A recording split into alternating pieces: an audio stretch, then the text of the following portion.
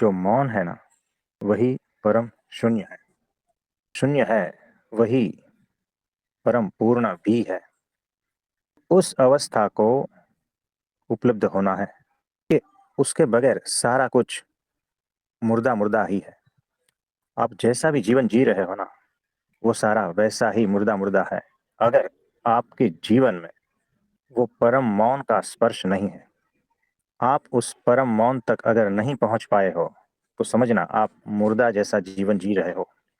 तो भीतर की जो निशब्द अवस्था है ना, उसको शब्द कभी खंडित नहीं कर पाते। जिसने अपने भीतर के मौन को पा लिया है, जिसने अपने भीतर के मौन को उपलब्ध कर लिया है, से फिर बाहर का कोई भी कोलाहल खंडित नहीं कर पाता। अगर मैं अपनी बात कहूं, तो मैं हमेशा उस मौन में ही स्थित हूं। तो बाहर का कोई शब्द उसे तोड़ नहीं पाता। उस मौन की अवस्था में सतत उसे तोड़ नहीं पाता, उस मौन को छू नहीं पाता। बाहर का कितना भी कोलाहल हो, उसे छू नहीं पाता। तो जो निशब्द की भीतर की जो अवस्था है, परम मौन परम शून्य, वो अत्यंत शक्तिशाली है।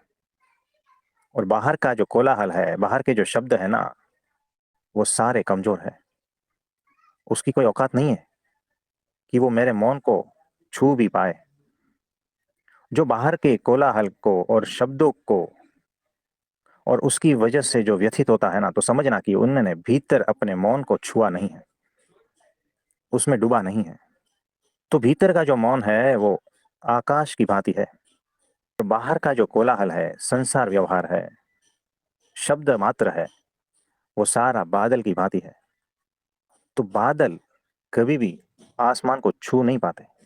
आसमान, आकाश तत्व वो जो है हमेशा अछूता ही रहता है। वैसे ही मेरे भीतर का जो मौन है, वो हमेशा अछूता ही है।